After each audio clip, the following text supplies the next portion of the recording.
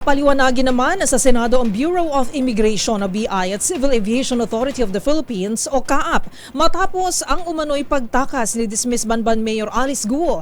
Lalo't iniulat pa ng BI nitong nakaraan na nandito pa rin sa bansa ang dating alkalde. Pakinggan natin ang balita ni Raymond Dadpaas. Maraming dapat na ipaliwanag ang mga opisyal ng Bureau of Immigration at Civil Aviation Authority of the Philippines o CAAP sa napaulat na paglabas ng bansa ni dismissed Mayor Alice Guo. Ito ang deklarasyon ng mga senador kasunod ng ibinulgar ni Senator Risa Hontiveros na nakarating sa Kuala Lumpur, Malaysia ang dating alkalde noong July 18.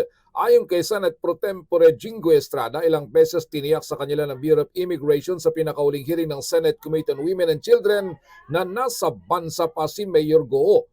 Sa panig nila Senador Grace Poe, Senador Juan Miguel Zubiri at Senador Raffy Tulfo, ipatatawag sa investigasyon ng Senado ang Civil Aviation Authority of the Philippines o CAAP. Dapat ay meron umanong master list ng mga eroplano na umaalis at pumapasok ng bansa.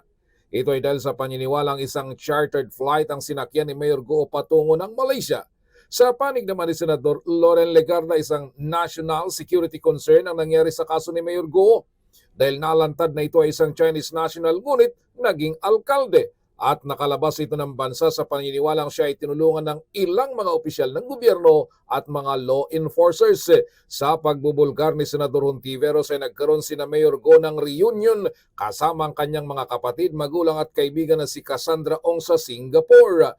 Iginiigit pa rin naman ang kampo ng alkalde na siya ay nasa Pilipinas at nakapagpanotaryo pa noong August 14 sa isang law office sa San Jose del Monte, Bulacan.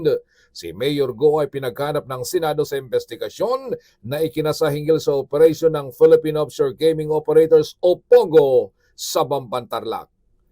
Para sa MBC TV Network News, ito si Raymond Dadpaas ng DZRH, una sa Pilipinas, una sa Pilipino.